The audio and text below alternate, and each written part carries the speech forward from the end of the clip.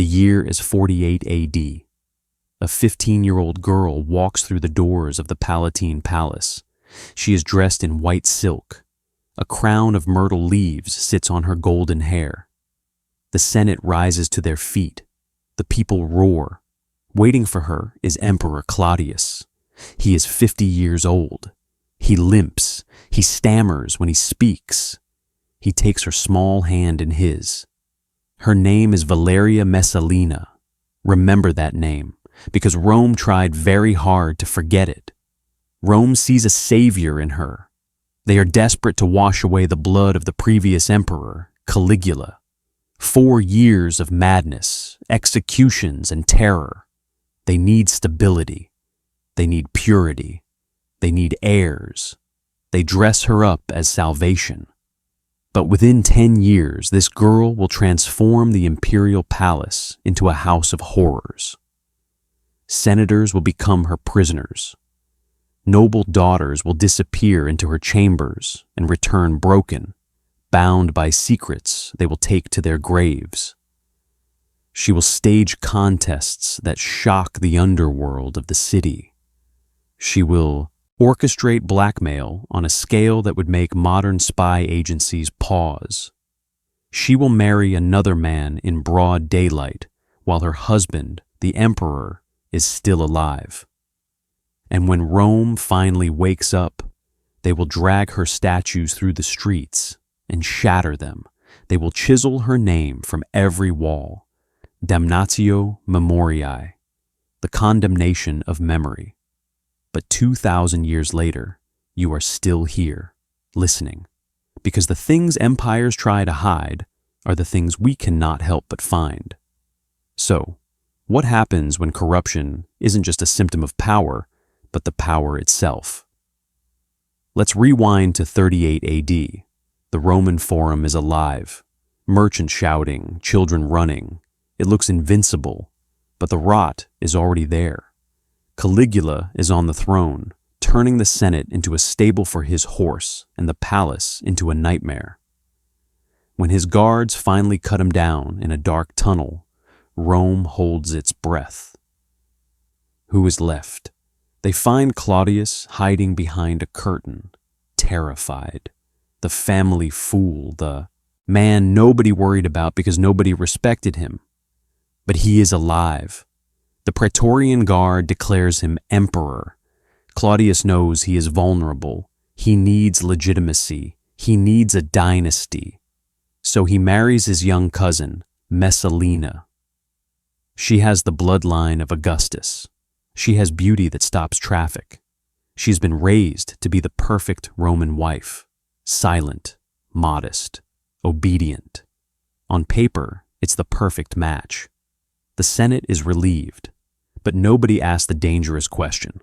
What happens when you give absolute power to a child who has never been told no? What happens when you trap a vibrant young woman in a marriage with an old man she loathes? When you tell her that her entire value exists in her purity? Rome is about to find out. If this moment doesn't move you to stay and learn what happens when power meets forbidden desire, you are missing the lesson history is trying to teach. Because what comes next isn't just scandal.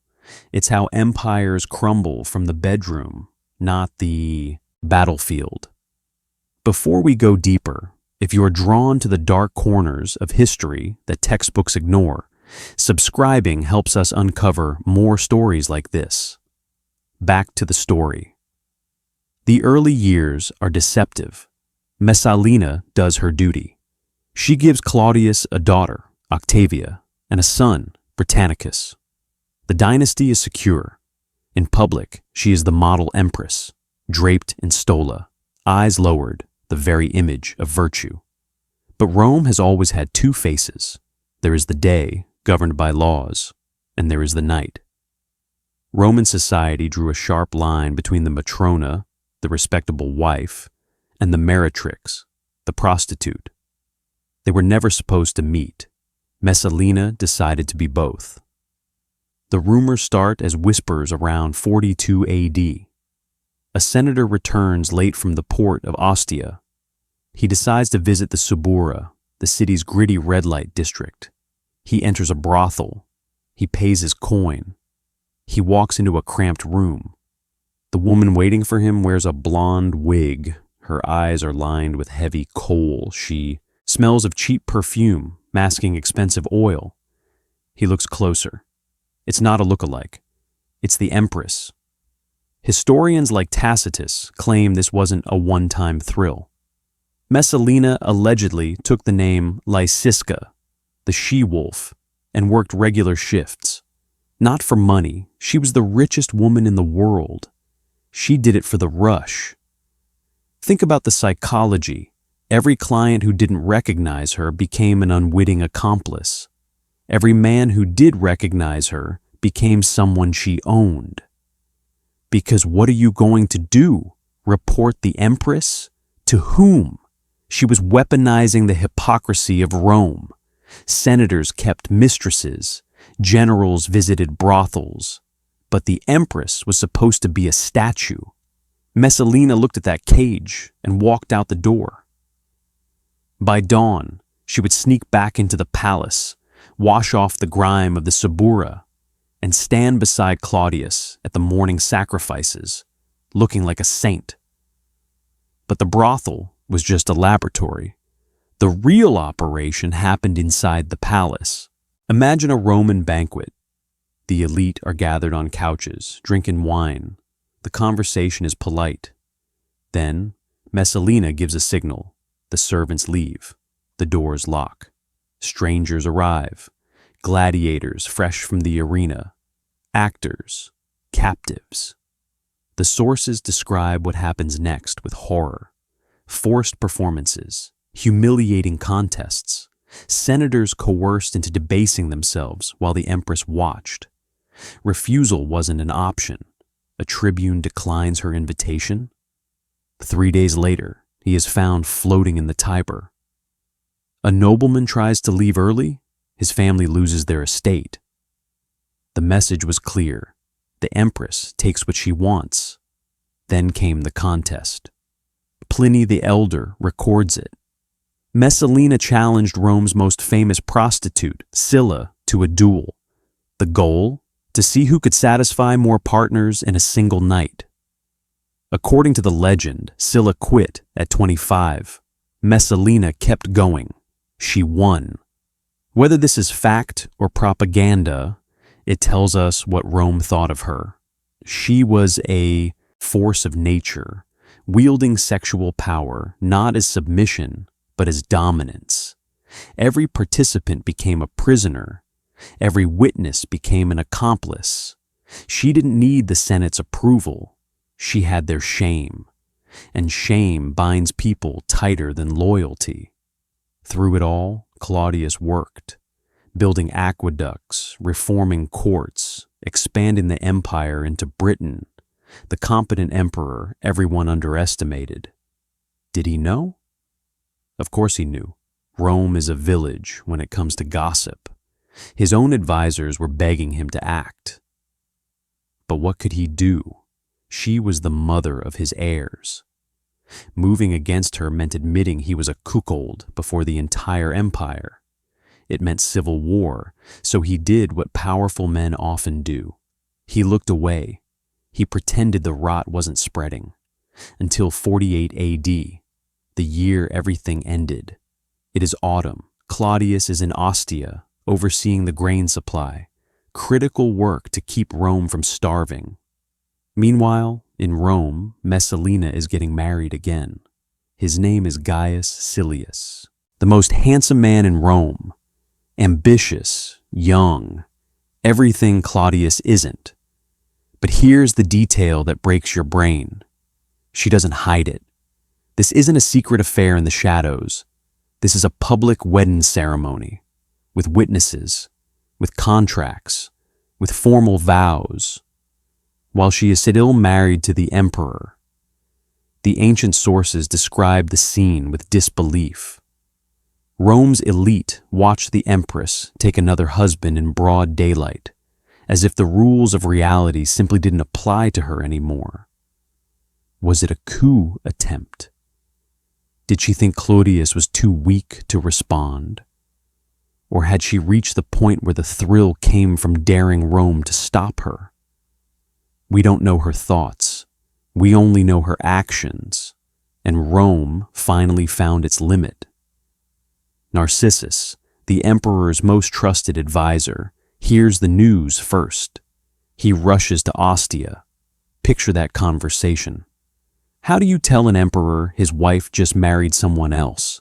How do you make him believe the impossible? But the reports keep coming. Senators confirm it. Witnesses step forward. The marriage contract was signed. Legal. Undeniable. The laughter dies. Picture Claudius's face. The man who survived by being underestimated. Cuckolded publicly, legally, while he was ensuring Rome didn't starve. The rage that comes isn't hot. It's cold. Final. He returns to Rome with the Praetorian Guard at his back. They find her in the Gardens of Lucullus, a sprawling estate she had stolen from a rival years earlier. She is with her mother, Lepida. The older woman is begging her daughter to act, to run, to do something, but Messalina seems frozen. Some sources say she tried to write a letter to Claudius. Others say she just stood there, unable to believe the party was over. The soldiers arrive. She recognizes them. She has seen them at the palace. Now they are here for her. She drops to her knees. She begs. She offers her children as hostages. Take Octavia. Take Britannicus.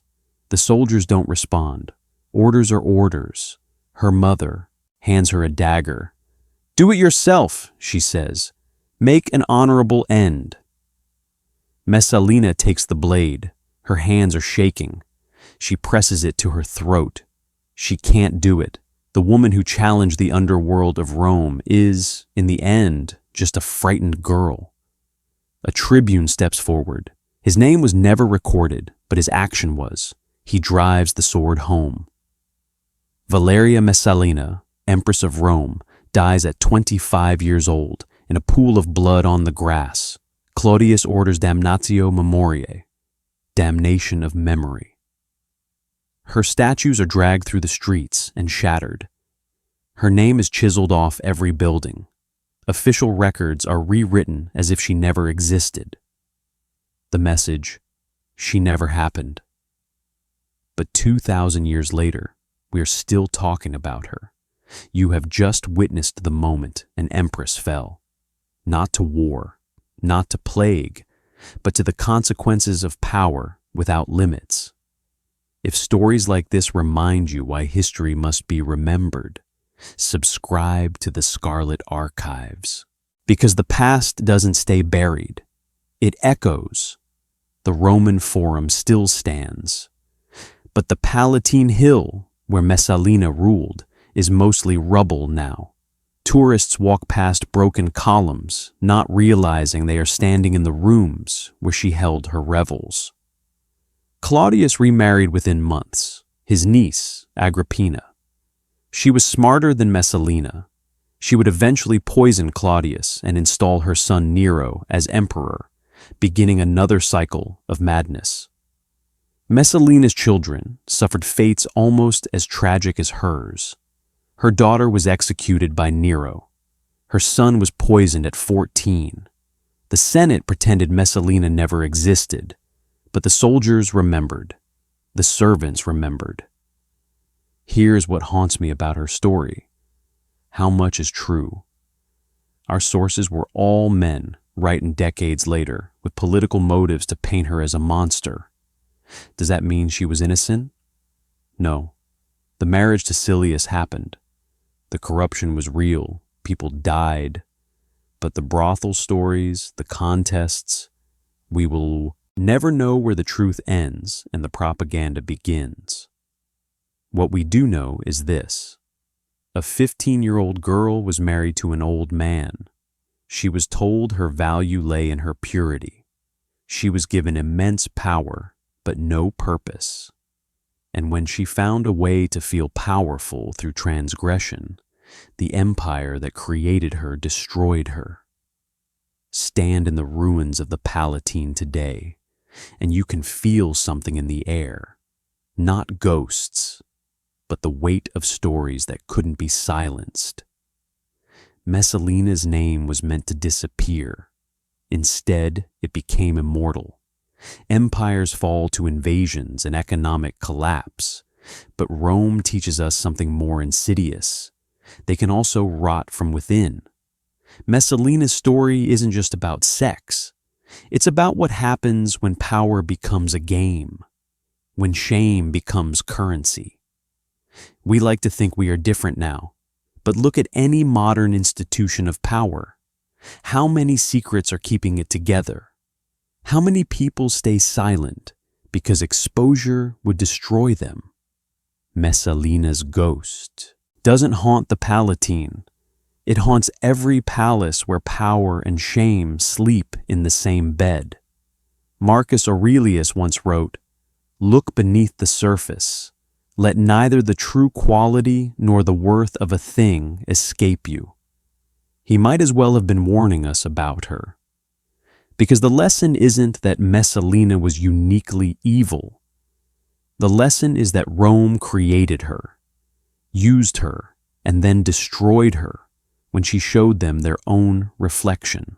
Her name was erased, her story survived, and 2,000 years later, we are still trying to understand what it means when the people given power to preserve virtue become the architects of its destruction.